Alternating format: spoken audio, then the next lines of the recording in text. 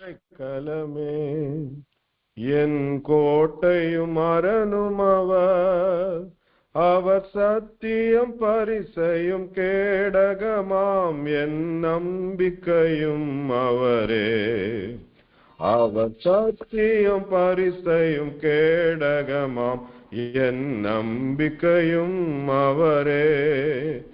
அவர் செட்டையின் கீழ் அடைக்கலம் புகவே தம் சிறகுகளால் மூடுவார். அவர் செட்டையின் கீழ் அடைக்கலம் புகவே தம் சிறகுகளால் மூடுவார். ஆமா ஆண்டவரே, இந்த வேளையில ஆண்டவரே, நீரே எங்களுக்கு அடைக்கலம், எங்கள் கோட்டை, எங்கள் ஒரே நம்பிக்கை, எங்களுடைய ரட்சகர், எங்களுடைய ஆண்டவரே, நம்முடைய செட்டைகளின் கீழே நாங்கள் அடைக்கலம் போகிறோம் ராஜா. இந்த உலகத்திலே வாழ்கின்ற வாழ்க்கையிலே அவர் உமக்காக நாங்கள் வாழத்தக்கதாக, நாங்கள் உமக்காக போரிடுவர்களாக இருக்க நீங்க கிருபை செய்யுங்க. இந்த வேளையை உங்களுடைய கரத்துல ஒப்படைக்கிறோம், நீங்க பேசுங்க. இயேசுவின் மூலம் ஜெபக்கேளுங்க நல்ல பிதாவே, ஆமென். இன்னைக்கு நம்ம எபேசியர் 6ஆம் அதிகாரம் 10-18 உள்ள வசனங்களின் அடிப்படையிலே Christian life a continuous battle என்கின்ற தலைப்பிலே நாம் தியானிக்க இருக்கிறோம். தொடர்ந்து போரிடும் கிறிஸ்தவ வாழ்வு. இந்த கிறிஸ்தவ வாழ்க்கையிலே நமக்கு ஆண்டவர் சொன்ன ஒரே ஒரு வார்த்தை, உலகத்திலே உங்களுக்கு உபத்திரவம் உண்டு, ஆனாலும் திடன் கொள்ளுங்கள், நான் உலகத்தை ஜெயித்தேன். ஆனாலும் திடன் கொள்ளுங்கள், நான் உலகத்தை ஜெயித்தேன் என்பது அவர் நமக்கு கொடுத்திருக்கிற நம்பிக்கை. கொஞ்சம் நீங்க மொபைல கொஞ்சம் பக்கத்துல வச்சு பேசுங்களேன், நெட்வொர்க் கிளியரா இருக்கு, கொஞ்சம் வாய்ஸ் கம்மியா இருக்கு. ரொம்ப கிட்ட வச்சுதான் பேசிட்டு இருக்கேன். சரி, ரொம்ப வாய்ஸ் மோசமா இருக்கானே.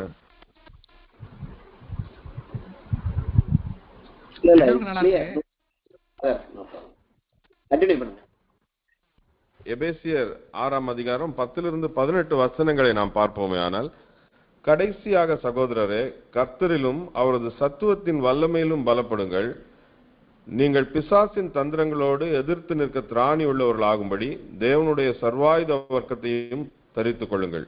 ஏனெனில் மாம்சத்தோடும் இரத்தத்தோடும் அல்ல, துரைத்தனங்களோடும் அதிகாரங்களோடும் இப்பிரபஞ்சத்தின் அந்தகார லோகாதிபதிகளோடும் வான மண்டலங்களில் உள்ள பொல்லாத ஆவிகளின் சேனைகளோடும் நமக்கு போராட்டம் உண்டு. ஆகையால் தீங்கு நாளிலே அவர்களை நீங்கள் எதிர்க்கவும் சகலத்தையும் செய்து முடித்தவர்களாய் நிற்கவும் திராணி உள்ளவர்களாகும்படிக்கு தேவனுடைய சர்வாயுத வர்க்கத்தையும் தரித்துக் கொள்ளுங்கள். இதுதான் நமக்கு அந்த வசனம். நம்முடைய அனுதின கிறிஸ்தவ வாழ்க்கையிலே நாம் போராட்டங்களை சந்திக்கிறவர்களாகவே இருக்கிறோம். டெய்லி நம்ம பார்க்கும் பொழுது போராட்டங்களை சந்திப்பதுதான் நம்முடைய அனுதின கிறிஸ்தவ வாழ்வாக இருக்கின்றது. நிறைய நேரங்களில் பார்த்தீங்கன்னா பிராக்டிக்கல் லைஃப்ல ஒரு ஆவிக்குரிய கூட்டத்திற்கோ அல்லது ஒரு ஜப கூட்டத்திற்கோ ஆலயத்திற்கோ செல்லும் பொழுதுதான் குடும்பத்துல பிரச்சனைகள், சண்டைகள், போராட்டங்கள் இதெல்லாம் வரும். இந்த மாதிரி பிராக்டிக்கல் லைஃப்ல நம்ம நிறைய நேரங்களை யோசிச்சு பார்க்கலாம். ஊழியத்துக்கு செல்லுவோம் அப்படின்னு நினைக்கும் பொழுது நிறைய நேரங்களில் குழந்தைகளுக்கு உடம்பு சரியில்லாமல் போகும், அல்லது வீட்டில் இருக்கிற பெரியவர்களுக்கு ஏதாவது ஒரு பிரச்சனை இருக்கும். அதே மாதிரி பல நேரங்களில் நமக்கு சோதனைகள், டெம்டேஷன்ஸ், தேவையில்லாத ஃபினான்ஷியல் டெம்டேஷன்ஸ், பிசிக்கல் டெம்டேஷன்ஸ், இந்த காரியத்தை நம்ம செய்யலாம், இதை செஞ்சா இது ப்ராஃபிட்டபிளா இருக்குமா, இது மாதிரி நமக்கு ஊழியத்திலிருந்து நம்மை வேறு வழியிலே அழைத்து செல்கின்ற காரியங்கள். சில நேரங்களில் பார்த்தீங்கன்னா, நீ ஊழியத்துக்கு தகுதியற்றோம், நீலாம் எப்படி இதை செய்யலாம் அப்படின்னு நமக்குள்ளேயே கேட்கின்ற சில கேள்விகள், குரல்கள், கில்ட், இந்த மாதிரி காரியங்கள், இவை எல்லாம் தான் நமக்கு நம்முடைய அனுதின கிறிஸ்தவ வாழ்விலே நாம் சந்திக்கின்ற போராட்டங்களாய் இருக்கின்றது. அப்ப இந்த போராட்டத்திற்கு நாம் செல்வதற்கு முன்பாக 3 காரியங்களை நாம் தெரிந்து வைத்திருக்க வேண்டும். முதலாவது, யாரோடு நான் போர் செய்ய வேண்டும், who is my enemy. இரண்டாவது, எதற்காக நான் போர் செய்ய வேண்டும், why should I battle. மூன்றாவது, எப்படி போர் செய்ய வேண்டும், how should I battle. அப்ப முதலாவது காரியம், who is our enemy, who is my enemy, என்னுடைய எதிராளி யார். நமக்கு தெளிவாக வேதம் சொல்லுகிறது, உங்களுடைய எதிராளி ஆகிய பிசாசானவன் எவனை வஞ்சிக்கலாமோ என்று கர்ச்சிக்கிற சிங்கம் போல வகை தேடி சுற்றித்திருக்கிறான். அப்ப நம்முடைய எதிராளி பிசாசானவன் என்பதை நான் மிக தெளிவாக நாம் உணர்ந்திருக்க வேண்டும். மைக்கேல் கிரீன் என்கிற தேவ மனிதர் குறிப்பிடுகிறார், if I take on Jesus as my Lord, I take on devil as my enemy. ஒருவேளை கர்த்தரை என்னுடைய தெய்வமாக நான் ஏற்றுக்கொள்வேனே ஆனால் பிசாசு தான் எனக்கு எதிராளி. If I take on Jesus as my Lord, I take on devil as my enemy. இதுதான் நம்முடைய வாழ்க்கையிலே முக்கியமான ஒரு காரியமாக இருக்க வேண்டும். We should take on devil as our clear enemy. என்னுடைய தெளிவான எதிராளி யாருன்னா பிசாசானவன். அப்ப இந்த பிசாசானவன் பற்றி வேதத்திலே சொல்லுகின்ற அந்த குணாதிசயங்களை நாம் பார்க்கும் பொழுது, அவன் குற்றம், சாத்தான் என்கின்ற வார்த்தைக்கு ஹீப்ரு பதத்திற்கு அக்யூசர் என்கின்ற ஒரு மொழிபெயர்ப்பை நாம் பார்க்கின்றோம். மீனிங், அதாவது சாத்தான் என்றாலே அக்யூசர், நம்மை குற்றம் சாட்டுகின்றவனாக இருக்கிறான். நீ இதை பண்ணிட்ட, அதை பண்ணிட்ட இப்படின்னு சொல்லி யோபு அவன் குற்றம் சாட்டுறதை பார்க்கிறோம் ஆண்டவர் முன்னிலே வந்து. அப்ப நம்மையுமே இங்க குற்றம் சாட்டுகின்ற நிறைய நேரங்கள்ல சர்ச்சு முடிஞ்சு வெளியே வந்த உடனே நம்ம நிறைய ஆலயங்கள்ல இவர் இப்படி பேசியிருக்கலாம் பிரதர், அவர் பேசுனது இது தப்பு பிரதர், அந்த ஊழியக்காரர் இப்படி பண்ணிட்டார் பிரதர், அந்த ஊழியத்துல பாத்தீங்கன்னா ஏகப்பட்ட பிரச்சனைகள் ஆயிடுச்சு. இந்த மாதிரி குற்றம் சாட்டுகின்ற ஒரு காரியத்தை நம்மளே கொண்டு வந்து நம்மை பிரிக்கின்ற வேலையை செய்கின்றவன், அவனுடைய குணாதிசயத்தை நம்மளே புகுத்துகின்றவன் இந்த பிசாசானவனாக இருக்கின்றான். நீங்க வெளிப்படுத்தல விசேஷத்துல 12வது அதிகாரத்துல 7 முதல் 11 வசனங்கள் நம்ம வாசிச்சு பார்த்தோம்னா இந்த காரியங்களை பார்க்கணும். 17வது வசனத்துல, அப்பொழுது வலு சர்ப்பமானது ஸ்திரீயின் மேல் கோபம் கொண்டு தேவனுடைய கற்பனைகளை கை கொள்ளுகிறவர்களும் இயேசு கிறிஸ்துவை குறித்து சாட்சியை உடையவர்களுமாகிய அவர்களுடைய சந்ததியான மற்றவர்களுடனே யுத்தம் பண்ண போயிற்றுன்னு பார்க்கிறோம். அப்ப இவன் நம்முடனே தொடர்ந்து யுத்தம் பண்ணி கொண்டிருக்கிறவனாக இருக்கின்றான். இரண்டாவது காரியம், he is an adversary, enemy of God. இந்த சாத்தான் என்பதற்கு மற்றொரு அர்த்தம் என்னவென்றால் எனிமி அல்லது நமக்கு எதிராளி என்று ஒரு அர்த்தம். தேவ பகைஞனாக இருக்கின்றான். அப்ப நம்ம ஜெனிசிஸ் ஆதியாகமம் 3வது அதிகாரத்துல நாம் பார்ப்போமேனால் அவனுடைய எல்லா குணாதிசயங்களும் எல்லா தவறான காரியங்களும் அதிலே வெளிப்படுவதை ஆதி நம்முடைய பெற்றோரிடத்திலே அவன் தந்த காரியங்களை கொண்டு வருவதை பார்க்கின்றோம். நம்ம பார்த்தோம்னா 3வதாக அவன் சோதனைக்காரன் அப்படின்னு நம்ம பார்க்கணும். மத்தேயு 4:3 நாம் வாசித்து பார்ப்போமே ஆனால்,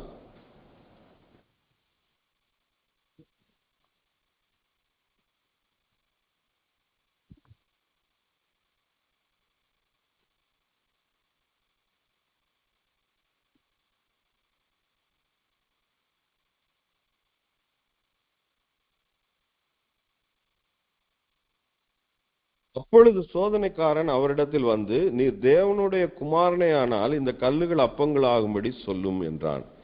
அப்ப he is a tempter, நம்மை சோதித்து கொண்டே இருப்பவன் பல விதங்களை. இன்னைக்கு உலகத்துல சோதனைகளுக்கு பஞ்சமே இல்லாத, ஒருவேளை எனக்கு இப்ப I am 50, நான் சின்ன வயசுல இருக்கப்ப யோசிச்சு பாக்குறேன், இந்த அளவுக்கு இன்னைக்கு உள்ள இளம் பிள்ளைகளுக்கு வாலிபருக்கு உள்ள அளவுக்கு நமக்கு சோதனை இருந்துச்சுன்னா இதுல ஒரு 10-15% கூட என்னுடைய இளம் வயதிலே நமக்கு இல்லை.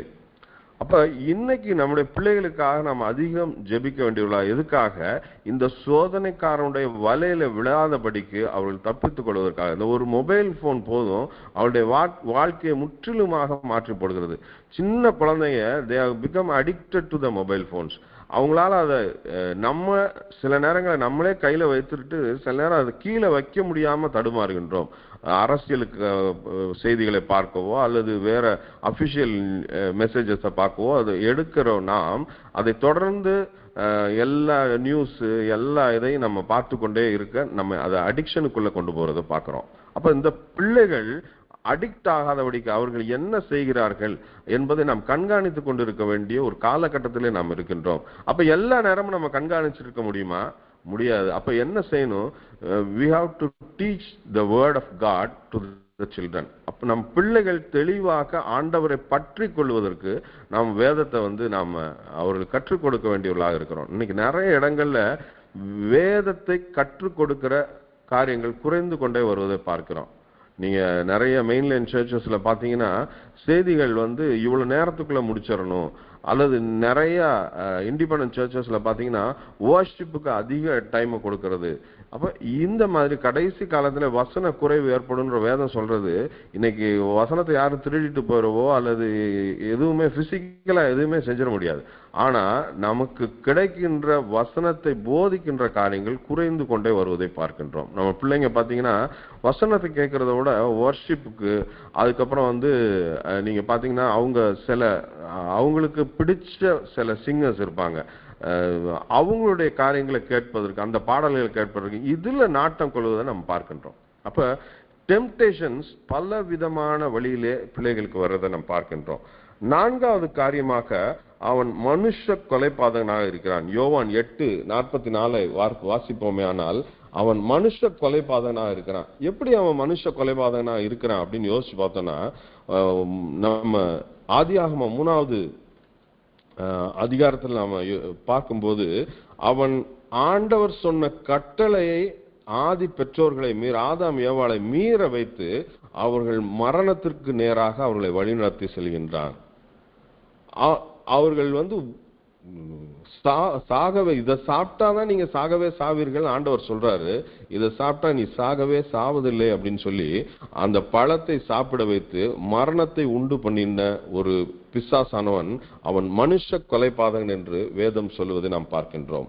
ஐந்தாவது காரியம், அவன் பொய்யனும் பொய்க்கு பிதாவுமா இருக்கிறான்னு இங்க வேதம் சொல்லுவதை நாம் பார்க்கின்றோம். எப்படி பொய்யன்? நீங்க கரெக்டா அந்த 2வது அதிகாரம் ஆதியாகமம் 2:17 நீங்க வாசிச்சு பாத்தீங்கன்னா ஆண்டவர் என்ன சொல்றாரு அவங்க 2 பேருக்கும், நீங்க இந்த தோட்டத்துல உள்ள எல்லா கனிகளையும் நீங்க சாப்பிடலாம், ஆனா அந்த நடுவுல இருக்க மரத்தின் கனியை நீங்க சாப்பிட்டீங்கன்னா சாகவே சாவீர்கள். நீங்க தமிழ் பைபிள்ல பாத்தீங்கன்னா அதுக்கு நேர் வசனம் இருக்கும், 3வது அதிகாரத்துல 4வது வசனம் நினைக்கிறேன். அதுல நீங்க சாகவே சாவதில்லைன்னு. எப்படி ஒரு அபாண்டமான ஒரு பொய்ய இன்னைக்கு பாத்தீங்கன்னா நிறைய இடங்கள்ல நார்த் இந்தியால மீடியா பாத்தீங்கன்னா இன்னைக்கு பிஜேபி கவர்மெண்ட்டை குறிச்சு அவங்க 400 இடங்கள்ல வருவாங்க, 380 இடங்கள்ல வருவாங்கன்னு இந்த மாதிரி பொய் செய்திகளை பரப்பி பரப்பி பரப்பி பரப்பி பொய் செய்திகளை பரப்பி கொண்டே இருப்பதை நாம் பார்க்கின்றோம். அப்ப இங்க நீங்க பாத்தீங்கன்னா நடக்காத விஷயங்களை நடந்ததாக கூறி இந்த நம்ம மீடியா வந்து நிறைய பொய்யான காரியங்களை சொல்லுவதை நம்ம பார்க்கின்றோம். இன்னைக்கு பேஸ்புக்ல, வாட்ஸ்அப்ல பொய்யான நடக்காத காரியங்கள், கலகங்களை உண்டு பண்ணுகின்ற காரியங்கள் தொடர்ந்து வந்து கொண்டே இருப்பதை பார்க்கிறோம். அப்ப இதெல்லாம் முன்னாடி இருந்துச்சா? இவ்வளவு சீக்கிரமா ஒரு பொய் பரவ முடியுமா? ஒரு ஃபேக் நியூஸ்ன்றதே நம்ம கேள்விப்பட்டதே இல்லை சின்ன வயசுல. ஏன்னா நமக்கு நியூஸ் பேப்பர் மட்டும்தான் இருக்கும். ஃபேக் நியூஸ்னு ஒரு ரேடியோ இருக்கும், நியூஸ் பேப்பர் இருக்கும். இது அப்புறம் ரொம்ப நாள் கழிச்சு தான் டிவி வந்துச்சு. ஃபேக் நியூஸ்னு ஒண்ணு கிடையாது. ஆனா இன்னைக்கு கேட்பதிலே எது உண்மையான செய்தி, எது பொய்யான செய்தி என்று நாம் பகுத்து பார்க்க வேண்டிய ஒரு சூழ்நிலையில இருக்கிறோம். அப்ப அந்த பொய்யான செய்தி மக்களிடையே போய் சேரும் பொழுது அது கலகத்தையோ அல்லது ஒரு கலக எண்ணத்தையோ அது உண்டாக்குறதா இருக்கிறது. அப்ப இந்த காரியங்களை உண்டாக்குறவன் இன்னைக்கு கடைசி காலத்திலே மிக தீவிரமாக பணியாற்றி கொண்டிருக்கிறான். அவன் பொய்யனும் பொய்க்கு பிதா, அவன் சொந்தத்திலே எடுத்து பேசுகிறான். நடந்த காரியங்கள அவனுக்கு என்னென்ன தோணுதோ அதை பூரா வந்து உண்மை மாதிரியே பேசுவான் அப்படின்னு சொல்லி வேதம் சொல்லுகின்றது. அதுக்கடுத்து அவன் எதிராளியாகிய 1 பேதுரு 5:8 எவனை விழுங்கலாமோ என்று வகை தேடி சுற்றிச்சிருக்கான். எப்படி? அவன் கர்ச்சிக்கிற சிங்கம் போல. யூத ராஜ சிங்கம் என்னுடைய ஆண்டவராகிய இயேசு கிறிஸ்து. ஆனால் இந்த கர்ச்சிக்கிற சிங்கம் போல அவன் வகை தேடி சுற்றி திரிகிறான். He is not a lion, but he appears, he want to appear like a lion. ஒரு சிங்கம் மாதிரி தன்னை காமிச்சுக்கிறான். எல்லாம் என்னால முடியும், நான் என்ன வேணா செஞ்சிருவேன் அப்படின்னு நம்முடைய விசுவாசத்தை குறைப்பவனாக இருக்கின்றான். நம்ம அந்த டியூன் ஆஃப் ஃபெய்த், அது வந்து ஒரு ஸ்ட்ராங் ஃபெய்த்தை உடைச்சு. சில நேரங்களில் பார்த்தீங்கன்னா நீங்க கூகுள் பண்ணி பார்த்தீங்கன்னா உங்களுக்கு இருக்கிற நிறைய சிம்டம்ஸ் பார்த்தா ஒரு கடுமையான வியாதியை வந்து காட்டுறதா அவன் நமக்கு கொண்டு வருவான். அப்ப இது என்ன செய்யும்னா இது நம்முடைய விசுவாசத்தை குலைத்து போடும். அப்ப இன்னைக்கு மாடர்ன் கேட்ஜெட்ஸ் நமக்கு இருக்கின்ற அந்த quick and Swift news sharing, இதை வச்சு இந்த பொய்யை பரவ வைக்கிறது, நம்முடைய விசுவாசத்தை குலைத்து போடுவது, இது போன்ற காரியங்களை பிசாசானவன் உண்டு பண்ணிக்கிறவனாக இருக்கிறான். அதுக்கடுத்து பாத்தீங்கன்னா அவன் சர்ப்பம் அப்படின்னு சொல்லி வேதத்துல பல இடங்களில அவன் வலு சர்ப்பம், பழைய பாம்பாகிய வலு சர்ப்பம், அவன் சர்ப்பம் அவனிடத்துல பேசியது. நிறைய பேர் சர்ப்பம் எப்படி பேசினதுன்னு ஒருவேளை நீ அப்படி பாத்தீங்கன்னா பிழையாமிடம் கழுதை வாயை திறந்து பேசியதுன்னு வேதத்துல இருக்கின்றது. அப்ப ஆண்டவர் எல்லா காரியங்களையும் நமக்கு தெளிவாக கற்றுக் கொடுக்கிறார். சர்ப்பத்தின் குணாதிசயங்கள், அது எப்படிப்பட்ட ஒரு குணாதிசயத்தை உடையது, தந்திரம் உள்ளது. இந்த சர்ப்பமானது தந்திரம் உள்ளதா இருந்தது. அப்ப அவன் தந்திரக்காரனாக நம்ம இருக்கிறான். பல வகையிலே he tricks us, நாம் பல விதத்திலே நம்ம ஏமாற்றுகிறவனாக இருக்கின்றான். அப்ப நாம் விழிப்புள்ளவர்களாக இருந்தால் மட்டுமே நம்முடைய பிள்ளைகளையும் நம்முடைய சந்ததியையும் நம்மையும் நாம் ஆண்டவருக்காக நம்முடைய வாழ்வை காத்துக்கொள்ள முடியும். அப்படிப்பட்ட ஒரு சூழ்நிலை இந்த பிரபஞ்சத்தின் தேவன் என்று வேதம் இவனை குறிப்பிடுகிறது. இந்த பிரபஞ்சத்தின் தேவன் என்றால் இந்த உலகத்திற்கு ஒரு காப்பாளனாக தன்னை காட்டி கொண்டு இருக்கின்றான். ஆனா அவன் உலகத்தின் காப்பாளன் கிடையாது. அவன் ஒரு படைப்பு, சாதாரண ஒரு விழுந்து போன ஒரு படைப்பு என்பதை நம்ம மாதிரி தான் அவன் நம்ம மாதிரி சாதாரண ஒரு படைப்பு. எப்படி ஒரு நாய் இருக்கோ, எப்படி ஒரு பூனை இருக்கோ, மனுஷன் இருக்கானோ, செடி இருக்கோ, அதே போல அவன் விழுந்து போன ஒரு படைப்பு என்பதை நாம் மனதில் கொள்ள வேண்டும். அப்ப நம்முடைய ஆண்டவர் அண்ட சராசரத்தையும் படைத்த வல்லமுள்ள தேவனாக இருக்கின்றார். ஆனா இந்த பிசாசானவன் ஒரு படைக்கப்பட்டவன், அவன் தேவனுக்கு எந்த விதத்திலும் கிட்ட நெருங்கக்கூடிய எந்த விதமான குவாலிட்டி அவனுக்கு கிடையாது. அவன் கீழே தள்ளப்பட்ட ஒரு தூதன். அவனால he is a limited person, he is a very limited person, his knowledge is limited, but our God is an unlimited God, his knowledge is an unlimited, he has unlimited knowledge. அதை நான் எப்பயும் மனதில் வைத்து கொண்டிருப்போமானால் நம்முடைய strength of our faith குறையாமல் நாம் பார்த்து கொள்ளலாம். அப்ப நீங்க வேதத்திலே 1 யோவான் 2வது அதிகாரம் 15-17 நாம் பார்க்கும் பொழுது மாம்சத்தின் இச்சை, கண்களின் இச்சை, ஜீவனத்தின் பெருமை, இந்த 3 காரியங்களையும் கொண்டுகிறவனாக இருக்கிறான். நீங்க பாத்தீங்கன்னா வெளிப்படுத்தல் 12:4 1/3 தூதர்களோடு கீழே விழுந்து போன அவன் இங்கே நமக்கு பூமியில மாம்சத்தின் இச்சை, கண்களின் இச்சை, ஜீவனத்தின் பெருமையை இங்கே உண்டாக்குறவனாக இருக்கிறான். அப்ப நீங்க முதல் காரியம் வேதத்துல ஆதியாகமம் 3வது அதிகாரத்துல நீங்க பாத்தீங்கன்னா அது கண்களுக்கு ஒரு நிமிஷம்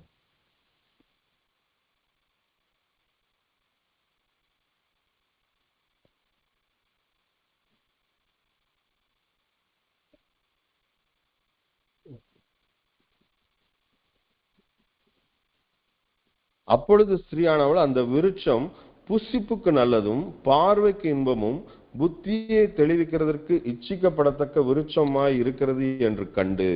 இப்ப ஏவாளுக்கு முதல்ல அந்த கண்களின் இச்சை, பார்வைக்கு நல்லது.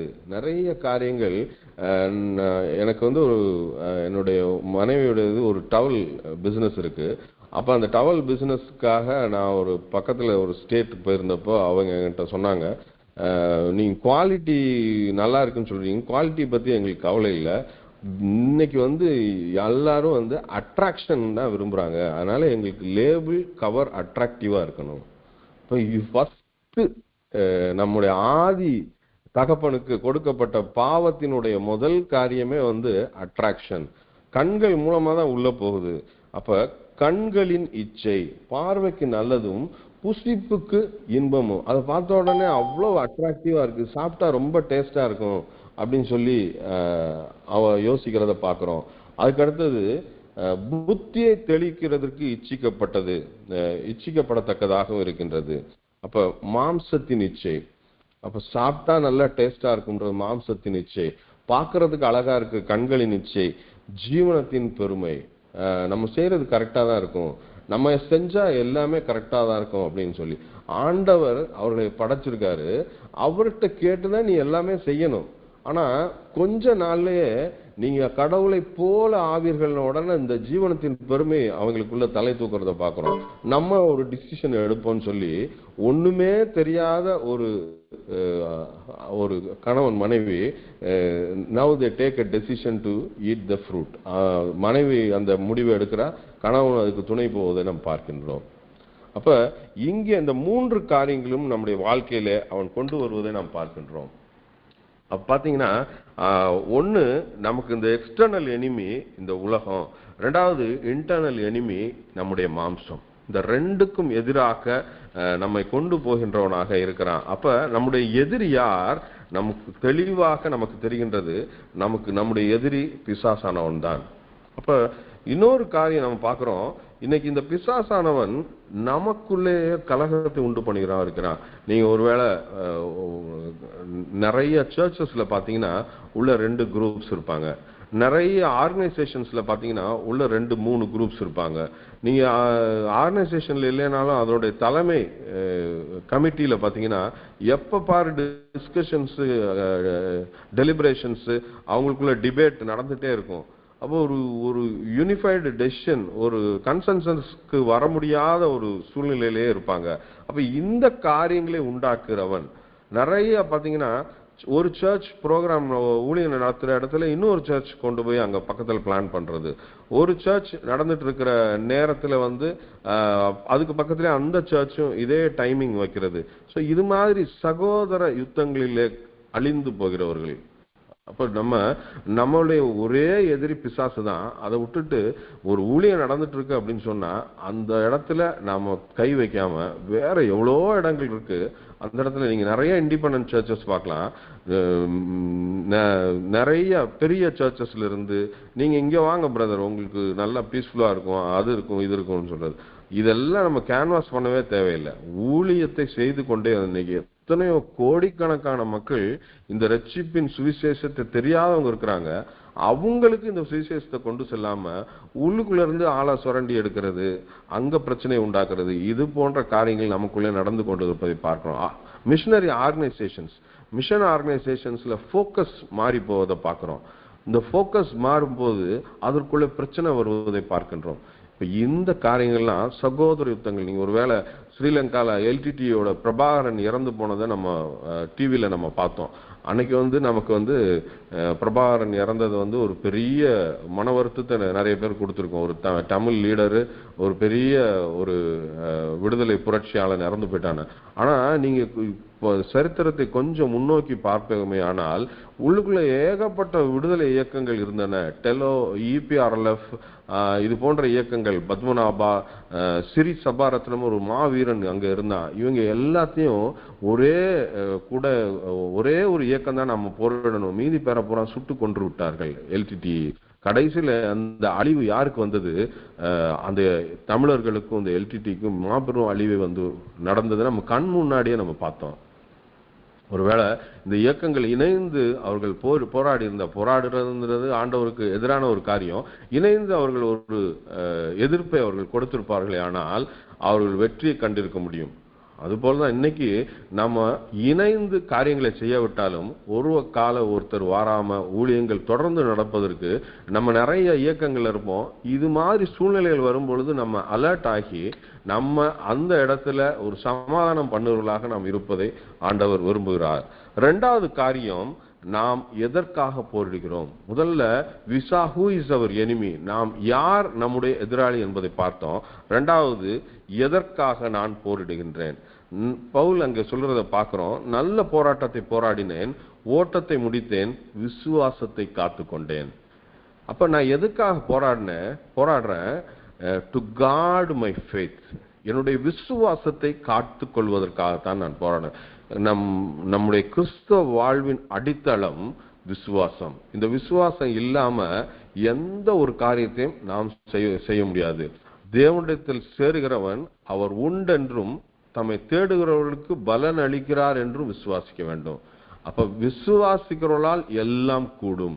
விசுவாசிக்கிறவனால ஒண்ணுமே நடக்காது. ஒருவேளை கடுகளவு விசுவாசம் இருந்தால் இந்த மலையை பெயர்ந்து கடல்ல போய் விழுனாலும் அது விழுகும். அப்ப விசுவாசமானது கிறிஸ்தவ வாழ்வின் அடித்தளமாக இருப்பதை நாம் பார்க்கின்றோம்.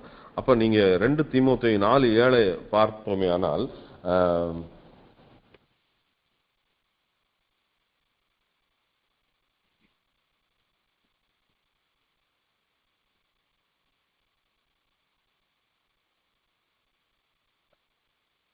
பவுல் சொல்வதை பார்க்கிறோம். நல்ல போராட்டத்தை போராடினேன், ஓட்டத்தை முடித்தேன், விசுவாசத்தை காத்துக்கொண்டேன். இது முதல் நீதியின் கிரீடம் எனக்காக வைக்கப்பட்டிருக்கிறது. நீதியுள்ள நியாயாதிபதியாய் கர்த்தர் அந்நாளிலே அதை எனக்கு தந்தருள்வார். அப்ப இந்த விசுவாசம் தான் எனக்கு அந்த நித்திய கிரீடத்தை தருவதாக இருக்கின்றது. நீங்க அதுக்கு முன்னாடி 4வது அதிகாரத்துல முன்னாடி உள்ள வசனங்களை வாசிச்சோம்னா, சமயம் வாய்த்தாலும் வாய்க்காவிட்டாலும் ஜாக்கிரதையாய் திருவசனத்தை பிரசங்கம் பண்ணு, எல்லா நீடிய சாந்தத்தோடும் உபதேசத்தோடும் கண்டனம் பண்ணி கடிந்து கொண்டு புத்தி சொல்லு. ஏனென்றால் அவர்கள் ஆரோக்கியமான உபதேசத்தை பொறுக்க மனதில்லாமல் செவி துணவுள்ளவர்களாகி சுய இச்சைக்கேற்ற போதவர்களை தங்களுக்கு திரளாக சேர்த்து கொண்டு. அப்ப இன்னைக்கு நடக்கிற காரியங்களை பார்க்கிறோம். செவித்தின உள்ளவர்களாகி நிறைய ஊழியக்காரர் குடும்பங்கள்ல நீங்க பிள்ளைகளை பாத்தீங்கன்னா, எல்லா குடும்பங்களும் இல்ல, பிள்ளைகளை பாத்தீங்கன்னா இவங்க செவித்தின, they have become glut. அதாவது ஃபுல்லா சாப்பிட்ட பிறகு அதுக்கு மேல ஒண்ணுமே சாப்பிட முடியாது அப்படின்ற ஒரு கண்டிஷன். வசனத்தை கேட்டு கேட்டு கேட்டு கிரியை செய்யாம, வசன கிரியை செய்யாம சும்மா உள்ள போயிட்டே இருந்துச்சுன்னா there will be a situation called glut. அதோட இனிமேல் அவ்வளவுதான், இனிமேல் ஒன்றும் சாப்பிட முடியாது, போதும் அப்படின்னு. அப்ப அவங்க அதை கேட்டு கேட்டு அதை பத்தி கவலைப்படாம ஆண்டவருடைய பயம் அற்று போகிறவர்களாக இருக்கிறார்கள். நம்ம பிள்ளைங்க, நீ வேதத்தை மறந்தால் நான் உன் பிள்ளைகளை மறப்பேன்னு சொல்லியிருக்கிறார் ஆண்டவர். நாம் தினமும் நாம் தியானித்து நாம் நம்முடைய பிள்ளைகளுக்கு உதாரணமாக இருக்கிறோம். கொஞ்சம் யோசிச்சு பார்ப்போம். அப்ப விசுவாசத்தை காத்து கொள்வதற்கு வேத வசனம் தான் அடிப்படையாக இருக்கின்றது. 2 கொரிந்தியர் 10வது அதிகாரம் 3-7 வசனங்களை நாம் வாசிச்சோம்னா,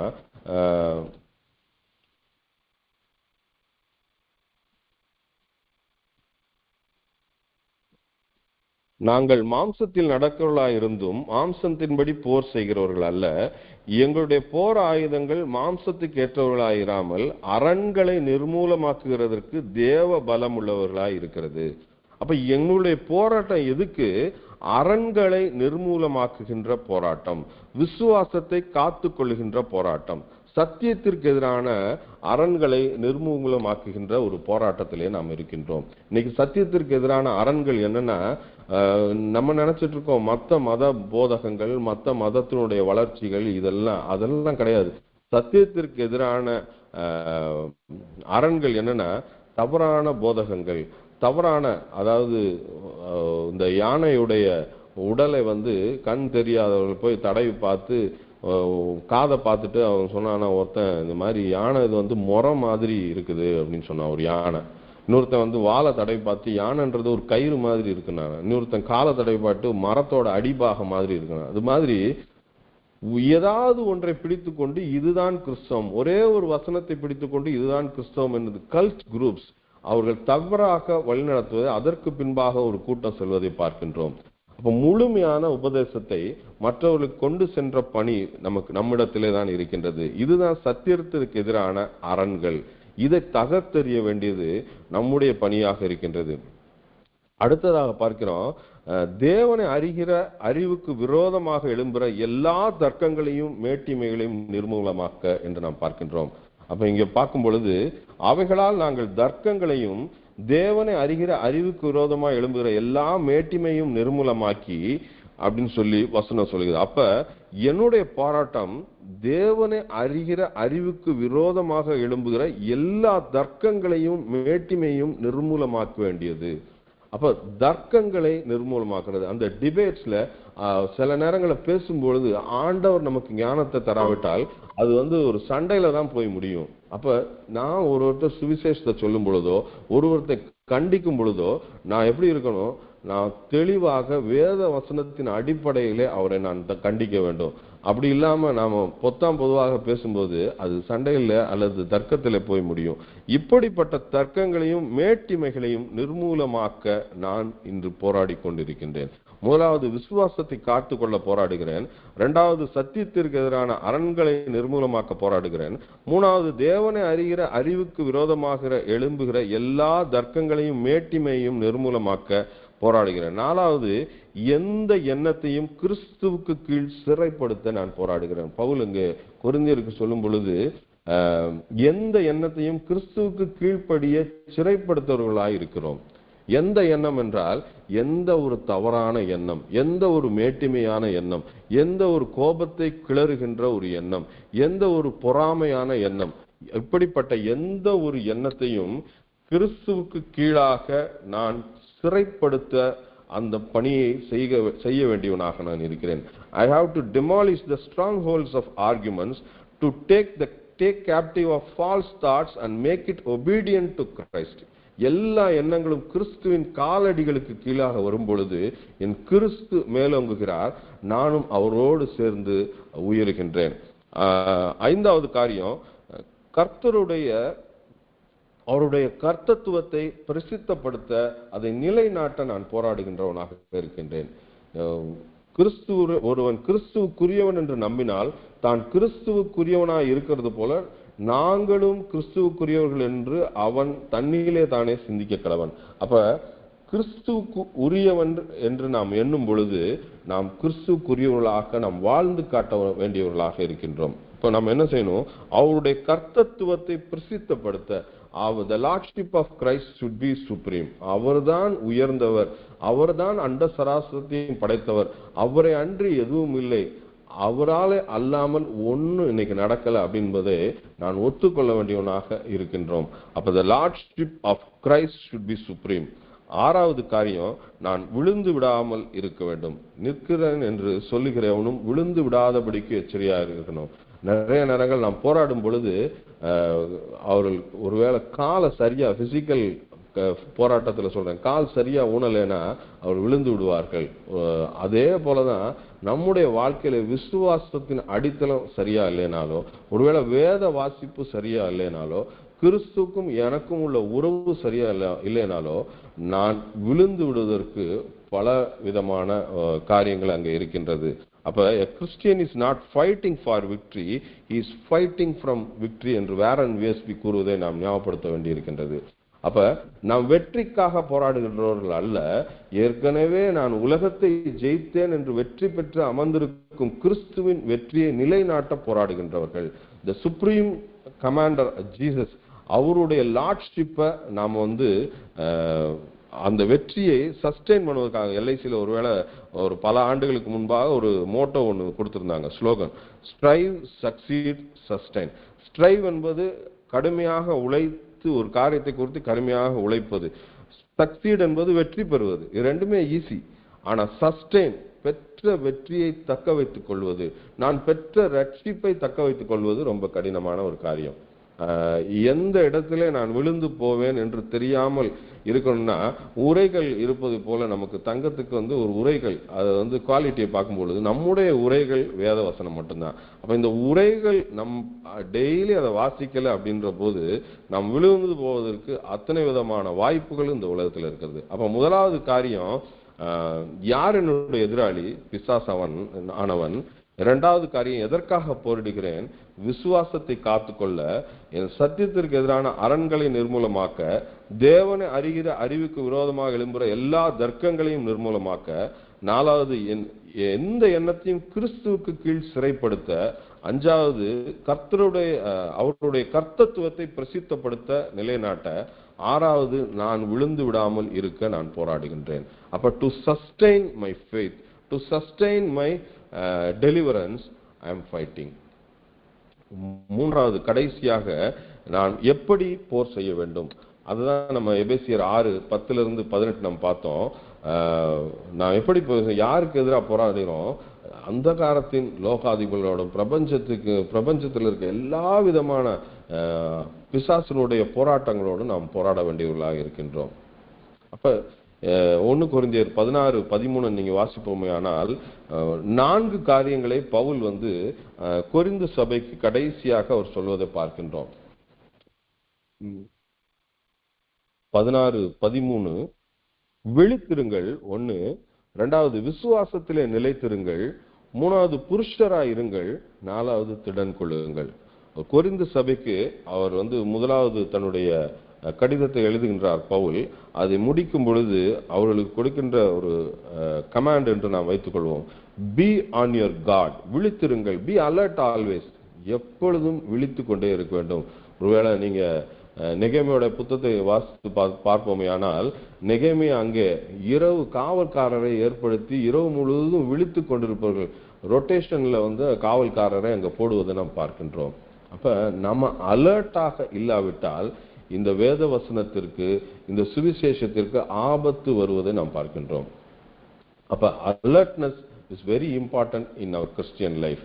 ஒருவேளை என் பிள்ளை என்ன செஞ்சுட்டு இருக்கிறது அப்படின்றது எனக்கு தெரியாமல் இருந்தா, நான் அதெல்லாம் பார்க்கறதே இல்லை அப்படின்னு சொன்னா, அது நான் என்னதை குறிக்கிறது? I am not alert. அதே மாதிரி என்னுடைய வாழ்க்கையில ஒரு சிறிதாக நான் பின்னோக்கி போய் கொண்டிருக்கிறேன். என்னுடைய பிரேயர் லைஃப் குறையுது, அல்லது என்னுடைய நான் ஊழியத்துக்கு போறது குறையுது, இதெல்லாம்னா அப்ப என்னவே அறியாம இந்த நேரத்தை வேற ஏதோ சாப்பிடுகிறது அப்படின்னா ஐ எம் நாட் அலர்ட். அப்ப விழித்திருங்கள். அப்ப I should be alert always. நான் கிறிஸ்துக்குள் இருக்கின்றேனா என்பதை நான் ஒவ்வொரு நிமிடமும் நான் உணர்கின்றவனாக, புதுப்பித்துக் கொண்டிருக்கிறவனாக இருக்க வேண்டும். இரண்டாவது பவுல் என்ன சொல்றாரு? ஸ்டாண்ட் ஃபர்ம் ஆன் ஃபெய்த், விசுவாசத்திலே நிலைத்திருங்கள். அப்ப ரொம்ப முக்கியமான காரியம் ஸ்டாண்டிங் இன் ஃபெய்த் இல்ல, ஸ்டாண்டிங் ஃபர்ம் இன் ஃபெய்த். விசுவாசத்திலே நிலைத்து நிற்பது அல்ல, நிலைத்து நிற்பது. கடைசி வரை நிலை நிற்பவனே ரட்சிக்கப்படுவான்னு வேத வசனம் சொல்வதை நாம் பார்க்கின்றோம். மூணாவது காரியம் புருஷராய் இருங்கள். புருஷர் இங்க மீன் பண்றது ஒரு போராட்ட குணமுள்ள அல்லது ஒரு சோல்ஜரா இருங்க. பி மென் ஆஃப் கரேஜ், தைரியம் உள்ளவர்களாக இருங்கள். அதான் ஆங்கில வேதாகமம் மொழிபெயர்ப்பு சொல்கின்றது. நாலாவது காரியம் திடன் கொள்ளுங்கள். Be strong. அப்ப I have to be strong in my faith. I have to strong in my Bible reading. நான் வேத வசனத்திலே அதை புரிந்து கொள்வதிலே, அதை நான் பிரித்து பார்ப்பதிலே இது நான் தெளிவா இருக்க வேண்டும். இன்னைக்கு தவறான போதகங்கள் பல இடங்கள்ல இருப்பதை நாம் பார்க்கிறோம். நிறைய போதகங்கள், நிறைய ஊழியக்காரங்க தனக்கு வாய்க்கு வந்ததெல்லாம் நம்ம பேசுறத பார்க்கிறோம். இதெல்லாம் முந்திலாம் வெளியே தெரியாது, இப்ப எல்லாம் யூடியூப்ல எடுத்து போட்டுறான், ஃபேஸ்புக்ல எடுத்து போட்டுறான். அவங்க செய்யற சின்ன சின்ன காரியங்கள், கை மூவ்மெண்ட், கால் மூவ்மெண்ட்ல இருந்து எல்லாத்தையும் ரவுண்ட் பண்ணி எல்லாத்தையும் காமிச்சாரான். இவங்க எப்படி அற்புதம் செஞ்சேன்னு சொல்றாங்க. இன்னைக்கு ஆண்டவர் அற்புதம் செய்கிற தேவனாக இருக்கிறார். ஆனா அதை நான் செஞ்சேன்னு என்னைக்கு காமிக்க நினைக்கிறோனோ அன்னைக்கு அந்த ஊழியக்காரர் விழுந்து போயிடுறாரு. என்னைக்கு அவர் செஞ்சாரு அப்படின்றது அவர் ப்ரொக்ளைம் பண்றாரா, when lordship of Christ is proclaimed, அன்னைக்கு ஊழியம் தெளிவா நடக்கிறத நம்ம பார்க்கிறோம். அப்ப be strong in your faith, be strong in your Bible reading, be strong in your understanding of Christ. அதைத்தான் இங்க பவுல் சொல்றாரு. விழித்திருங்கள், விசுவாசத்திலே நிலைத்திருங்கள், புருஷர்களாய் இருங்கள், திடன் கொள்ளுங்கள். அப்ப எப்படி போரிட வேண்டும்? இதை நாம ஏற்கனவே பல முறை கேட்டிருப்போம், பல பிரசங்கங்களை கேட்டிருப்போம். எப்படி போரிட வேண்டும்? தேவனுடைய சர்வாயுத வர்க்கத்தை தரித்து கொண்டு, we have to put on the full armor of God. இதுல வெறும் நான் விசுவாசத்தை வச்சுட்டு போரிட்டு எங்கேயாவது ஒரு இடத்துல நான் விழுந்து போயிடுவேன். அப்ப என்னுடைய ஃபுல் ஆர்மர் ஆஃப் காட் அப்படின்னு சொல்லும் போது அத்தனையும் சேர்ந்ததுதான் ஒரு சர்வ ஆயுத வர்க்கம். அப்ப நம்ம ஏதாவது ரெண்டுல வீக்கா இருந்தோம்னா அந்த இடத்துல நான் இன்ஜுரி ஆகி நான் என்னுடைய வாழ்க்கையில விழுந்து விடுவதற்கு அல்லது மரித்து விடுவதற்கு பெரிய வாய்ப்பு இருக்கின்றது. அப்ப கிறிஸ்துவின் சர்வாயுத வர்க்கத்தை நான் அணிந்து கொள்ள வேண்டுமானால் அப்ப நான் எப்படி இருக்கணும் அப்படின்னா, ஏசாயா 59:17 எடுத்து நீங்க வாசிச்சு பாத்தீங்கன்னா, அவர் நீதியை மார்க்கவசமாக அணிந்து ரட்சிப்பென்னும் சீராவை தமது தலையில் சிரசில் தரித்து நீதி சரிக்கட்டுதல் எனும் வஸ்திரங்களை உடுப்பாக உடுத்து வைராக்கியத்தை சால்வையாக்க போர்த்து கொண்டார். யாரு? தேவன், பிதாவாகிய தேவன். அவர் நீதியை மார்க்கவசமாக அணிந்து ரட்சிப்பென்னும் சீராவை தமது சிரசில் தரித்து நீதி சரிக்கட்டுதல் என்னும் வஸ்திரங்களை உடுப்பாக உடுத்து வைராக்கியத்தை சால்வையாக போர்த்து கொண்டார் என்று வசனம் சொல்வதை பார்க்கிறோம். அப்ப இங்க தேவனுடைய சர்வாயுத வர்க்கம் ஏன் வசனம் சொல்லுதுன்னா, இது அவருடைய ட்ரெஸ், இது அவருடைய full armour of God. This is God's armour. அவருடைய ஆர்மரை போடணும்னா அவரை மாதிரி இருந்தா தான் நான் வந்து அந்த ஆர்மரை நான் போட்டுக்க முடியும். நான் வேற மாதிரி குணாதிசயங்களோட, வேற மாதிரி ஒரு நம்பிக்கையோட, வேற மாதிரி ஒரு வேதத்திற்கு சம்பந்தமில்லாத காரியங்களோட இருப்பேமே ஆனால் அந்த அவர் போட்டுக்கொண்ட அவருடைய ஃபுல் ஆர்மரை நான் அணிந்து கொள்வதற்கு தகுதியற்றவனாக மாறிவிடுகின்றேன். அப்ப I have to be eligible to wear the full armour of God. நான் அப்ப என்ன செய்யணும்? அதுக்கு நான் கிறிஸ்துவை போல் இருக்க வேண்டும் என்று வசனம் சொல்லுகின்றது. முதலாவது காரியம், சத்தியம் என்னும் கச்சை அறைகளில் கட்டியுள்ளது, girdle ஆஃப் ட்ரூத். இந்த girdle ஆஃப் ட்ரூத் அப்படின்றது என்னன்னா, எல்லா பார்ட்ஸ் ஆஃப் ட்ரெஸ்ஸையும் ஒன்றாக இணைக்கக்கூடியது. அப்ப வாழ்க்கையில உண்மை என்ற காரியம் இல்ல, பொய் பேச ஆரம்பிச்சிட்டோம்னா நம்முடைய நம்பிக்கையிலிருந்தவர்களாக ஆய்விடுகிறோம். அப்போ இவர் எப்பயும் சொல்றது எல்லாமே நடக்காது. நிறைய ஊழியக்காரங்க நீங்க பார்க்கும் பொழுது, இந்த வருஷம் இவர் ஜெயிப்பார் பிரதர், இந்த வருஷம் வந்து ரொம்ப சிறப்பா இருக்கும் பிரதர், அந்த வருஷம் முடிஞ்ச உடனே போடுவான், அல்ல அந்த எலெக்ஷன் முடிஞ்ச உடனே டிவியில காமிப்பான், இவர் சொன்னது நடந்தது. அப்ப ஆண்டவர் சொல்லாத ஒன்றை அவர்கள் ஆண்டவர் சொன்னதாக பொய் சொல்லும் பொழுது அவங்களுடைய நம்பிக்கை அந்த இடத்திலே அவங்களுடைய அந்த இன்டெகிரிட்டி போயிருது. அப்ப அதுக்கப்புறம் அவங்க சொல்ற வசனங்கள் எடுபடாமல் போயிருத பார்க்கணும். அப்ப இது தேவ தூஷணம் போன்ற காரியங்களுக்கு வழிவகுத்து விடும். அப்ப எனக்கு ஆண்டவர் வெளிப்படுத்தாத ஒன்ன வாய் திறக்காம இருக்கிறது நல்லது. அப்ப உண்மை என்பது எவ்வளவு முக்கியம் நம்ம பார்க்கிறோம். அப்ப சத்தியம் என்னும் கச்சையை கட்டியவர்களாகும். அந்த girdle ஆஃப் ஃபெய்த் நம்ம வசனத்தை பார்க்கின்றோம். நானே வழியும் சத்தியமும் ஜீவனுமா இருக்கேன். அப்போ வழி எதுன்னு எனக்கு தெரியுது, ஜீவனை போய் அடைய முடியும்னு தெரியுது. ஆனா உண்மை இருந்தால் மட்டும்தான் அங்க வந்து அடைய முடியும் என்பதை ஆண்டவர் அங்க விளக்குவதை நாம் பார்க்கின்றோம். அப்ப இந்த சத்தியம் நடுவில் இருக்குது, அதுதான் வந்து மொத்த அந்த ஆர்மரையும் இழுத்து கட்டக்கூடியது அல்லது ஒருங்கிணைக்கக்கூடிய ஒரு ஆயுதமாக இருக்கின்றது. அப்ப face the enemy with integrity and clear conscience.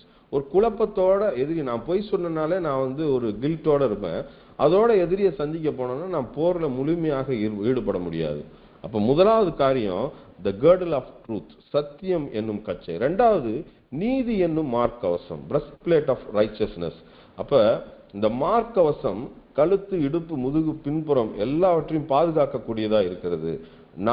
நாம் அவருக்குள் தேவனுடைய நீதி ஆகும்படிக்கு பாவம் அறியாத அவரை பாவமாக்கினார். நான் அவருக்குள் நீதியாகிவிட்டேன். அப்ப நான் ரட்சிக்கப்படும் பொழுது நான் அவருக்குள் நீதியாகின்றேன். நான் நீதி என்னும் மார்க்கவசத்தை அவர் எனக்கு கொடுக்கிறார். இதுதான் 2 கொரிந்தியர் 5:21 சொல்லுது. பாவம் அறியாத அவரை ஏன் பிதாவாகிய தேவன் பாவமாக்கினார்னா, நான் நீதியாகும்படிக்கு அவரை பாவமாக்கினார். அப்ப இதை நான் அவருடைய ரத்தத்தால கழுவப்படும் பொழுது நீதி என்னும் மார்க்கவசத்தை நான் அழிந்து கொள்கின்றவனாக இருக்கின்றேன். மூன்றாவது காரியம் பார்க்கும் பொழுது, I have to put on the shoes of gospel. சுவிசேஷத்திற்குரிய அந்த பாதரட்சையை அணிந்தவனாக. ஒருவேளை ரோம போர்ச்சேவர்கள் அன்று half boot with half nails என்று சொல்கிறார்கள். அதாவது போருக்கு செல்லும் பொழுது நம்ம ஃபுட்பால்ல வந்து பாத்தீங்கன்னா கீழே வந்து அந்த நெயில்ஸ் மாதிரி இருக்கும், வேகமாக ஓடுவதற்கு உதவுவது அல்லது எதிரிகளை தாக்குவதற்கு உதவுவது. ரொம்ப லகுவான ஒரு heart material, but easy to wear. அந்த மாதிரி ஒரு பாதரட்சையை அணிந்தவர்களாக இருப்பார்கள். அப்ப எதற்கு அந்த பாதரட்சியை நான் அணிய வேணும்னா, ரோமர் 10:15 அல்லது வாசிச்சு பார்க்கலாம். ஏசாயா 52:7 நீங்க வாசிச்சு பாத்தீங்கன்னா, சுவிசேஷத்தை அறிவிக்கிறவனுடைய பாதங்கள் எவ்வளவு அழகானவைகள் அங்க வசனம் சொல்றதை பார்க்கிறோம். அப்ப இந்த அழகான பாதங்களை நான் பாதுகாப்பதற்காக நான் என்னத்தை இது பண்ணுகிறேன், சுவிசேஷத்தின் ஆயத்தத்திற்குரிய பாதரட்சையை அணிந்தவனாக, சுவிசேஷத்தின் ஆயத்தம் என்னும் பாதரட்சையை நான் அணிந்தவனாக இருக்க வேண்டும். அப்ப சத்தியம் என்னும் கச்சை, நீதி என்னும் மார்க்கவசம், சுவிசேஷத்தின் ஆயத்தம். அப்ப இந்த சுவிசேஷம் இல்லாம ஒண்ணுமே கிடையாது. The witnessing life is a victorious life. நான் வெற்றியின் வாழ்க்கை வாழணும்னா என்னுடைய வாழ்க்கை சாட்சியின் வாழ்க்கையா இருக்க வேண்டும். சாட்சி இல்லைன்னா அங்க வெற்றி இல்லை. அப்ப witnessing life is a victorious life. அப்ப இந்த அழகான பாதங்கள், நான் சுவிசேஷத்தை அறிவிக்காம இருந்தேன்னா நான் வந்து ஒரு போர்ச்சேவனாக இருக்கிறதுக்கு தகுதியற்றவனாக ஆகின்றேன். நீங்க பாத்தீங்கன்னா பல விதமான காரியங்களை நாம் நம்ம பயன்படுத்தலாம். நிறைய நேரங்கள்ல நம்ம சுவிசேஷத்தை அறிவிக்க இண்டிவிஜுவல் இவாஞ்சலிசம் அல்லது மாஸ் இவாஞ்சலிசம் அல்லது கவுன்சிலிங் அல்லது சில பேரை அந்திரேய மாதிரி பெரிய பிரசங்கம்லாம் பண்ண தெரியாது, கூட்டி கொண்டு ஒரு இடத்துல விடுறது. நான் காலேஜ் படிக்கும் பொழுது அங்கே ப்ரேயர்ஸில் நடக்கும். மதுரையில் உள்ள அக்ரிகல்ச்சர் காலேஜில் நான் படித்தேன். எனக்கு அப்போல்லாம் பேசுறதுக்கோ இதுக்கெல்லாம் ஒன்றுமே தெரியாது. அப்போ நான் என்ன பண்ணுவேன் அப்படின்னு சொன்னால், ஜூனியர்ஸ் அவங்க நம்ம என்ன சொன்னாலும் கேட்பாங்க. அப்போ யார் யாரெல்லாம் கிறிஸ்டியன் ஸ்டூடெண்ட்ஸ் இருக்கீங்க அப்படின்னு கேட்பேன். உடனே கை தூக்குவாங்க. புதன்கிழமை சாயந்தரம் 4 மணிக்கு ஹாஸ்டல் முன்னாடி நிற்கணும். பயந்து போய் எல்லாரும் நிற்பான். அப்படியே ஒரு 10-15 பேர் அந்த ஃபர்ஸ்ட் இயர் ஜாயின் பண்ணோன்னு கூட்டிட்டு கொண்டு போய் ப்ரேயர்ஸில்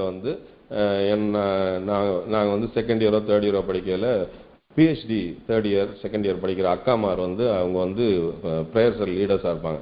அக்கா இந்த 15 பேருக்கா உங்கள் கையில் கொண்டு வந்து கொடுத்துட்டேன், நீங்கள் பார்த்துங்கன்னு அவங்க கையில் கொடுத்துருவேன்.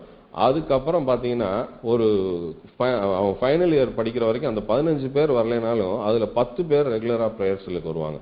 அப்போ ஒவ்வொருத்தருக்கும் ஒவ்வொரு முறை இருக்கும். நீங்கள் பார்த்தீங்கன்னா செங்கிஸ்கான் அவனுடைய போர்களில் அவன் தோற்று போனதே கிடையாது. அப்போ அவனுக்கு என்ன ஒரு மெத்தட் அப்படின்னு சொன்னால், குட்டி குட்டி குதிரைகள், ஸ்மால் ஹார்சஸ், அதை முன்னாடி விடுவாங்களாம். இவங்க நினைச்சிருப்பாங்கன்னா இத்தனைக்காண்டு குதிரை வச்சு என்ன செய்ய போறாங்க, எப்படி ஜெயிக்க போறாங்கன்னு யோசிச்சுட்டு இருக்கல, அந்த குட்டி குதிரைகள் போய் அதை ஒரு சர்வே மாதிரி பண்ணிட்டு வந்துருமா. அப்ப இந்த குட்டி குதிரைகள் ஃப்ரீயா போகுது அப்படின்னு சொல்லிட்டு அதுக்கடுத்து அந்த குட்டி குதிரையில சின்ன சின்ன ஆட்கள் தான் அதுல வருவாங்களாம். அதுக்கடுத்து பாத்தீங்கன்னா அவங்க போயிட்டு திரும்ப வந்த உடனே செய்தியை சொன்ன உடனே அதுக்கடுத்து பிளிட்ஸ்கிரைக் மெத்தட் அப்படின்னு சொல்றாங்க. அதாவது மின்னல் வேக படையெடுப்பு, படான்னு அடிச்சு வெற்றி பெறுவனாக்க அங்க செங்கிஸ்கான் இருந்தே பார்க்கிறோம். ஒருவேளை நம்முடைய மெத்தட் என்ன, சுவிசேஷம், நான் எப்படி சுவிசேஷத்தை சொல்றேன். அப்ப நான் சுவிசேஷத்தை சொல்றேன் நான் முதல்ல, அதுக்கடுத்து நான் எப்படி சுவிசேஷத்தை சொல்றவனா இருக்கிறேன். அப்ப இந்த சுவிசேஷத்தின் ஆயத்தம் என்னும் பாதரட்சை எனக்கு எதுக்கு தேவை? அழகாக சுவிசேஷத்தை அறிவிக்கிறவனுடைய பாதங்கள் தான் அழகானவைகள்னு வசனம் சொல்லுது. அப்ப எனக்கு நான் அதை போடணும்னா நான் சுவிசேஷத்தை அறிவிக்கிறவனா இருந்தா தான் நான் போட முடியும். அப்ப 4வது காரியம், I'm wearing the shield of faith. விசுவாசம் என்னும் கேடகம் இடத்துல இருக்கிறதா? அன்னைக்கு ரோம போர்ச்சுகல் இடத்துல 4 into 2 feet 4 feet by 2 feet சைஸ்ல தோலால் செய்யப்பட்ட உள்ள உடன் பின்னாடி பேக்டிராப் உடைய கேடகங்கள் தான் இருக்குமா. அப்ப எதிராளியோட அக்கினி ஆஸ்திரங்களை அவித்து போடன்னு வசனம் சொல்றதை பார்க்கிறோம். அது எப்படி அக்கினி ஆஸ்திரங்களை அவிக்கும்னா, அன்னைக்கு ஆரோஸ் தீயோட அனுப்புறத நீங்க நிறைய இதுல எல்லாம் பார்த்துருப்பீங்க. அப்ப அந்த தீயோட அனுப்புறத அந்த தோல்ல வாட்டர்ல ட்ரென்ச் பண்ணி வச்சிருப்பாங்களா, தண்ணியில முக்கி அதை நல்லா முக்கி அது ஈரத்தோட இருக்குமா. அப்ப அந்த ஆரோஸ், அந்த அம்புகள் தீயோட வரும் பொழுது அந்த ஈரம் அதை அப்படியே அவித்து போடும். அப்ப எப்படிப்பட்ட ஒரு ஆரோ வந்தாலும் அதை அவித்து போடுகின்ற அக்கினி ஆஸ்திரம் எது அப்படின்னு சொன்னா, என்னுடைய விசுவாசம். என்னுடைய விசுவாசம் என்னும் கேடகம் பொல்லாதவனாகிய பிசாசானவனுடைய எப்படிப்பட்ட ஒரு அம்பையும் அது அவித்து போடுகிறதாக இருக்க வேண்டும். அப்ப அந்த விசுவாசம் ஸ்ட்ராங்கா இருந்தா என்னை எந்த விதமான புற தாக்குதல்களும் என்னை அண்ட முடியாது. அதுதான் நமக்கு தெளிவாக இருக்க வேண்டியது. அப்ப எது எனக்கு முழுமையான பாதுகாப்பு? என்னுடைய விசுவாசம் தான் என்னுடைய முழுமையான பாதுகாப்பு. எந்த பக்கம் இருந்து இது வந்தாலும், அம்புகள் வந்தாலும் அதை அதுல இருந்து என்னை காப்பாற்றுகிறதாக இருக்கிறது. விசுவாசத்தை பத்தி நம்ம வாசிக்கணும் அப்படின்னு சொன்னா, எபிரேயர் 11 வாசிச்சு பார்த்தோம்னா நமக்கு தெளிவாக நமக்கு அது எப்படி விசுவாசத்தால் உலகத்தை ஜெயித்தார்கள், எப்படி விசுவாசத்தினால ஆண்டவருக்கு இரத்த சாட்சியாக மரித்தார்கள், இந்த 2 காரியங்களையும் அங்கே அந்த அதிகாரம் தெளிவா சொல்றதை நம்ம பார்க்கிறோம். 5வது காரியம், ரட்சண்யம் என்னும் தலைச்சீரா. இந்த தலைச்சீரா தலையை காப்பது மட்டுமல்ல, இட்ஸ் an ஐடென்டிட்டி. ரட்சிப்பு இருந்தால் மட்டும்தான் நான் கிறிஸ்தவன் என்பதை நான் மற்றவர்களுக்கு காண்பிக்க முடியும். அப்ப ரட்சிப்பு என்பதுதான் நான் கிறிஸ்துவோடு இருப்பதற்கு அடையாளம். அப்ப அந்த ரட்சண்யம் என்னும் தலைச்சீரா என்னுடைய தலையில இருக்கும் பொழுது என்னுடைய தலையை எதுவும் தாக்க முடியாது, என்னுடைய எண்ணங்கள் எந்த விதத்திலையும் கரப்ட் ஆக முடியாது, என்னுடைய தலைக்குள்ளே எந்த பொறாமையும் வர முடியாது, என்னுடைய தலைக்குள்ளே எந்த விதமான பெருமையும் வர முடியாது, நான் என்ற எண்ணம் தலை தூக்காது, எனக்குள்ளே கிறிஸ்து உயர்கிறார், நான் குறைகிறேன் என்ற எண்ணம் எப்பொழுது இருந்து கொண்டே இருக்கும். அவர்தான் என்னை விடுதலை ஆக்கினார், அவர்தான் என்னை வெற்றி சிறக்க பண்ணுகின்றார், நான் எல்லா காரியத்திலும் அவரை சார்ந்தே இருக்கின்றேன் என்ற தாழ்மையுள்ள எண்ணம் என்னிடத்திலே இருக்கும். அப்ப ரட்சண்யம் என்னும் தலைசீரா it's an identity of a Christian. கிறிஸ்தவன் என்பதற்கு ஒரு அடையாளம், நான் ரட்சிக்கப்பட்டவன் என்பதற்கு ஒரு அடையாளம்.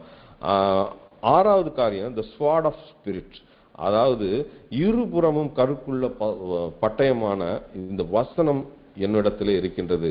அது உள்ளான மனிதனையும் தாக்குகின்றது, வெளியில இருப்பவனுடைய இருதயத்தையும் அது தாக்குகின்ற ஒரு ஆயுதமாக இருக்கின்றது. புறமும் கருக்குள்ள பட்டயம். சில இடங்களை பாத்தீங்கன்னா short sword, hand to hand combat. ஒருவேளை கிட்ட இருக்கிறவனை அடிக்கிறது சின்ன, நீங்க ஏர்போர்ட்ல யாரையும் ஒரு பிளேடு கூட உள்ள கொண்டு போக மாட்டாங்க, ஆனா சிக்ஸ் மட்டும் பாத்தீங்கன்னா இடுப்புல ஒரு கத்தி, உரையில ஒரு கத்தி வச்சிருப்பாங்க. அது அவங்க ரிலீஜியஸ் சிம்பிள்னால இட் இஸ் அலவுட். நீங்க ஏர்போர்ட்டுக்குள்ள வேற எதுவும் மெட்டல் எடுத்துட்டு போனீங்க, பிளேடு எடுத்துட்டு போனீங்க, கத்திரிக்கோள் எடுத்துட்டு போனீங்கன்னா தூக்கி போட்டுருவான். ஆனா அவன் மட்டும் வச்சுட்டு போலாம். அது ஹேண்ட் டு ஹேண்ட் காம்பட்டுக்கு அவங்க யூஸ் பண்றது. லாங் ஸ்வாட் தூரத்தில். அப்ப என்னோட இவாஞ்சலிசம் எப்படி இருக்குது, நான் வசனத்தை எப்படி பிரயோகிக்கிறேன், என் சொந்த கருத்துக்களை அதை சேர்க்காம வசனத்தை வசனமாக ஆண்டவர் எனக்கு தெளிவுபடுத்தக்கூடிய காரியங்களை மற்றவர்களுக்கு சொல்லும் பொழுதுதான் அது அடுத்தவர்களிடத்துல அது பேசுகின்ற காரியமாக இருக்கின்றது. ஏழாவது காரியம், இது எல்லாம் இருந்தாலும் ஒரே ஒரு விஷயம், எல்லா விதமான வேண்டுதலோடும், அண்ணன் பிரேயர் நடத்தினாங்கல்ல, அவங்க சொன்னது காரியம், எல்லா விதமான வேண்டுதலோடும் ஆவியிலே ஜெபம் பண்ணி மிகுந்த மன உறுதியோடு சகல பரிசுத்தவான்களுக்காகவும் விழித்து கொண்டிருங்கள். Be alert. கடைசியா அவர் சொல்றது பி அலர்ட், எப்பொழுதும் விழித்து கொண்டிருக்கிறவர்களாக எல்லா விதமான வேண்டுதலும் வித் ஆல் பிரேயர்ஸ். அதுக்கப்புறம் பிரேயிங் இன் ஸ்பிரிட், ஆவியிலே ஜெபம் பண்ணி மிகுந்த மன உறுதியோடு, கான்பிடென்ட். ஏன் அப்படின்னு சொன்னா, விசுவாசம் நான் ஆடிட்டே இருந்துச்சுன்னா கான்பிடென்டா நான் ஜெபம் பண்ண முடியாது. இது கிடைக்குமா கிடைக்காதா? தேவனிடத்தில் சேர்கிறவன் தேவன் உண்டென்றும் அவர் தம்மை தேடுகிறவர்களுக்கு பலன் அளிக்கிறார் என்றும் விசுவாசிக்கணும். அப்படிப்பட்டவனுக்கு தான் அவர் பலன் அளிக்கிற தெய்வமாக இருக்கின்றார். அப்ப the prayer should be confident that God will give everything when I pray to him. அதுதான் என்னுடைய நம்பிக்கை, என்னுடைய விசுவாசம். அது கடைசி அடுத்தது பாத்தீங்கன்னா சகல பரிசுத்தவான்களுக்காகவும் எல்லோருக்காகவும் ஜெபம் பண்ணுகிறவர்களாக நாம் இருக்க வேண்டும். அப்ப நிராயுத பணியாக இன்று நாம் களத்திலே நிற்கிறோம். Christian life is always in a battle. நாம் போராட்டத்துல தான் எப்பயுமே இருக்கிறோம். அப்ப அந்த போராட்டத்தில் இருக்கும் பொழுது நான் நிராயுத பாணியாக நிற்கிறேனா அல்லது சர்வாயுத வர்க்கத்தை அணிந்து கொண்டவனாக இருக்கிறேன்? யோசிச்சு பாருங்க, ஒரு போராட்ட களத்துல அங்க ஒரு போர்ல இந்த கத்தி இல்ல, ஒண்ணும் இல்ல, தலை சீரா இல்ல, கேடகம் இல்ல, எதுவுமே இல்ல, நின்னா என்ன ஆகும்? ஒரு செகண்ட்ல எதிராளி நம்மளை அடித்து வீழ்த்தி விடுவான். அப்ப நான் Christian life is always a battling life. எப்பயுமே போராடி கொண்டிருக்கிற, தொடர்ந்து போரிடுகின்ற ஒரு வாழ்க்கை. அப்ப அந்த வாழ்க்கையில எனக்கு என்ன வேணும் அப்படின்னு சொன்னா, இந்த சர்வாயுத வர்க்கத்தை நான் அணிந்து கொள்ளாமல் நான் அங்க போராடினேன்னா ஒரு பிரயோஜனமே கிடையாது. அப்ப என்னுடைய வாழ்க்கையில நான் எப்படிப்பட்டவர்களாக இருக்கிறேன் நம்ம கொஞ்சம் யோசிச்சு பார்ப்போம். அதாவது முதலாவது நம்ம பார்த்தோம், who is my enemy, என்னுடைய எதிரி யார். இரண்டாவது காரியம், எதற்காக நான் போரிடுகின்றேன். மூணாவது காரியம், நான் எப்படி போர் செய்ய வேண்டும். இந்த மூன்று காரியங்களையும் பார்த்தோம். நம்முடைய வாழ்க்கையிலே இந்த கிறிஸ்தவ வாழ்க்கை அணு தினமும் நாம் போராட்டங்களை செஞ்சிருக்கோம். ஒருவேளை நிறைய உடல்நிலை சரியில்லாத காரியங்களை நாம கேட்கிறோம். அப்ப நம்முடைய விசுவாசம் தொய்ந்து போகிறத நம்ம பார்க்கிறோம். ஆண்டவரே, எனக்கு எப்படியாவது நம்ம பிள்ளைங்களுக்கு கல்யாணம் ஆகாம தள்ளி போகும்போது நம்முடைய விசுவாசம் தொய்ந்து போவதை பார்க்கிறோம். பிள்ளைங்களுக்கு வேலை கிடைக்காம போகும்போது நம்முடைய விசுவாசம் தொய்ந்து போவதை நாம் பார்க்கின்றோம். நம்முடைய வேலையில ஆபீஸ்ல பிரச்சனை வரும் பொழுது, திடீர்னு ஒரு புது சர்க்குலர் போடும் பொழுது, இது மாதிரி காரியங்கள்ல நம்முடைய விசுவாசம் தொய்ந்து போகிறத பார்க்கிறோம். அப்ப அந்த சூழ்நிலைகளில நான் எப்படி இருக்க வேண்டும், நான் எப்படி இந்த அதே மாதிரி டெம்டேஷன்ஸ், நான் இதை செய்யறதா அதை செய்யறதா, ஊழியத்துக்கு போறதா அதை பண்றதா, என் பிள்ளைங்களுடைய டெம்டேஷன்ஸ், அவங்களுடைய ஏஜுக்கு தகுந்த டெம்டேஷன்ஸ்ல அவங்க எப்படி அதை மேற்கொள்றாங்க. அப்ப நான் எதிராளியை முதல்ல தீர்மானிச்சுக்கணும். If I am with Christ, if I take on Christ as my God, my opponent is devil. அது தெளிவா இருக்கணும். பிசாசானவனை நான் வீழ்த்தியே ஆக வேண்டும். நான் எப்படி வீழ்த்த முடியும், நான் எப்படி போரிட முடியும்? ஒண்ணு விசுவாசம், ரெண்டாவது எனக்கும் கிறிஸ்துவுக்கும் உள்ள உறவு. நான் எப்பொழுதும் என்னுடைய போர் சேவனாக இருக்கின்ற நான் எப்பொழுதும் என்னுடைய மன்னனோடு அல்லது என்னுடைய கமாண்டர் ஜீசஸோட நான் தொடர்ந்து உறவிலே அல்லது கம்யூனிகேஷன்ல இருக்கிறவனாக இருக்கணும். என்னைக்கு கமாண்டருக்கும் சோல்ஜருக்கும் உள்ள அந்த கனெக்ஷன் கட் ஆயிருதோ, அதுக்கடுத்து என்ன செய்யறதுன்னு தெரியாம போரிலே நாம் விழுந்து போய் விடுவோம். அப்ப I had to be in a constant communication with my leader or my commander. ஒருவேளை நாம அப்படி இருக்கிறோமா யோசிச்சு பார்ப்போம். மூணாவது காரியம், நான் எப்படி போரிடுகின்றேன்? ஒருவேளை என்னுடைய போர் என்னுடைய விசுவாசத்துல இல்லாமல் என்னுடைய சொந்த பலத்திலே இருக்கிறதா, நான் அல்லது என்னுடைய சொந்த நீதியிலே ரைச்சஸ்னஸ், நான் கரெக்டா தான் இருக்கேன். நம்ம அப்படிலாம் ஒன்றும் பைபிள் படி இல்லைனாலும் என்னுடைய வாழ்க்கை நான் யாருக்கும் துரோகம் பண்ணதில்லை, அப்படிப்பட்ட வாழ்க்கையை ஆண்டவர் கேட்கல. ஆண்டவர் அவரிலே சார்ந்து வாழ்கின்ற வாழ்க்கை, அவரிலே விசுவாசம் உள்ள வாழ்க்கை தான் கடைசி வரை நிலை நிற்க முடியும். இல்லைன்னா கொஞ்ச நாள் நிலை நிற்கலாம், அதுக்கப்புறம் விழுந்து போயிடுவான். வசனம் என்ன சொல்லுது? இறுதி வரை நிலை நிற்பவனே ரட்சிக்கப்படுவான். அதுதான் நம்ம அவரோடு இருக்கின்ற வாழ்க்கைக்கு நாம் போவதற்கு நான் எல்லா குவாலிஃபிகேஷனும் இருக்கோமா சற்று யோசித்து பார்ப்போம். கண்களை மூடுவோம். எங்கள் அன்பும் இரக்கமுள்ள தந்தையே, இந்த அருமையான மாலை வேலைக்கா மதிய வேலைக்கா நன்றி செலுத்துக்கிறோம் சுவாமி. இந்த வேலையிலும் கூட சுவாமி எங்களுடைய இந்த நேரத்தை நீங்க ஆசீர்வதிச்சு கொடுத்தீங்க. வசனங்களை ஆண்டவரே அப்பா பேச நீங்க கிருபை செஞ்சீங்க.